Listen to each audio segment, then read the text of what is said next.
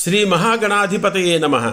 నైమిసారణ్యమున సూత మహర్షిని సౌనకాది ఋషులు కార్తీక మహత్యాన్ని వినిపింపమని కోరగా సూతుల వారు స్కాంద పద్మపురాణములలోని కార్తీక మహత్యాన్ని వినిపించారు.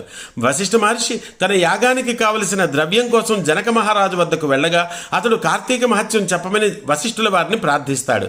వశిష్ఠుల వారు కార్తీక మహత్యాన్ని వివరిస్తారు. కార్తీక మాసంలో సూర్యుడు తులారాశిలో ఉంటాడు. ఆ సమయంలో చేసే స్నాన దాన జప పూజలకు విశేష ఫలితం ఉంటుంది. ఆ సమయంలో గంగానది అన్ని జలాలలో ఉంటుంది కనుక కార్తీక మాసంలో తెల్లవారుజామునే నదులలో తటాకాలలో వీలు కాకపోతే నూతి నీటితోనైనా సరే స్నానం చేయాలి. ఆ తర్వాత శివకేశవులను షోడశోపచారములతో పూజించాలి. సాయంకాలమున శివాలయానికి విష్ణు ఆలయానికి వెళ్ళి అక్కడ సంధ్యాదీపం వెలిగించాలి. ఈ విధంగా కార్తీక మాసం నెల్లాళ్ళు చేసిన వాళ్ళు మోక్షాన్ని తప్పక పొందుతారు. అయితే ఈ వ్రతాన్ని చేయడానికి ఎవరికి అధికారం ఉందంటే అందరూ అధికారులే. ప్రతి ఒక్కరూ ఈ కార్తీక వ్రతాన్ని ఆచరించవచ్చును. ఒకవేళ శారీరక అస్వస్థత వల్ల ఈ కార్తీక వ్రతాన్ని ఆచరించలేకపోయిన వారు ఎవరైనా ఆచరిస్తున్న వాళ్ళని చూసి సంతోషించిన వారికి కూడా అన్ని పాపములు పోతాయి. జనక మహారాజు కార్తీక సోమవార వ్రతం ఆచరించేవారు తప్పక కైలాసం చేరుకుంటారని చెప్పారు. కార్తీక సోమవారం నాడు పూర్తి ఉపవాసం చెయ్యాలి. చెయ్యలేని వారు ఏకభుక్తము అంటే మధ్యాహ్న భోజనం మాత్రమే చెయ్యాలి.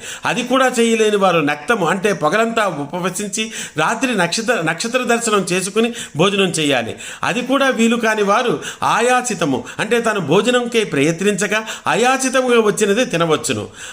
అది శరీర అస్వస్థతతో అది కూడా చెయ్యలేని వారు స్నానం ఆచరించినా చాలును. అలాగే ఈ కార్తీక సోమవారం నాడు తిలదానం చెయ్యడం కూడా మంచిది. పూర్వము నిష్ఠుర అనే ఒక బ్రాహ్మణ స్త్రీ ఉండేది. ఆమెకు మిత్రశర్మ అనే యువకుడితో పెండ్లి అయ్యింది. అయితే ఆమె భర్తను లెక్క చెయ్యక పరపురుషులతో సంపర్కం పెట్టుకుంది. ఒకరోజు బండతో భర్తను తలపై బాది అతడిని చంపి హాయిగా విటులతో భోగాలు అనుభవించింది. కొంతకాలానికి ఆమె ముసలితనం అయి రోగములతో మరణించింది. యమలోకంలో అనేక బాధలు పడింది. కుంభీపాక నరకాదులలో బాధలు అనుభవించి భూమిపై కుక్కగా పుట్టింది. ఒక బ్రాహ్మణుడు కార్తీక సోమవారం ఉపవాసం ఆచరించి రాత్రి నక్త భోజనానికి ముందు బయట కొంత ఆహారాన్ని జంతువులకై ఉంచాడు. రోజంతా ఆకలితో ఉన్న కుక్క ఆ ప్రసాదాన్ని భుజించడంతో దానికి పూర్వజన్మ స్మృతి కలిగి దానికి కారణం చెప్పమని ఆ బ్రాహ్మణుణ్ణి అడుగుతుంది. కార్తీక సోమవారం రోజంతా ఉపవాసం చేసి రాత్రి నక్త భోజనం తినడం వల్ల కుక్కకి ఈ శక్తి వచ్చిందని ఆ బ్రాహ్మణుడు చెప్పి ఆ కుక్క మీద జాలితో తాను ఆచరించిన అనేక సోమవార వ్రతాలలో ఒకరోజు ఫలితాన్ని ఆ కుక్కకు ధారపోశాడు.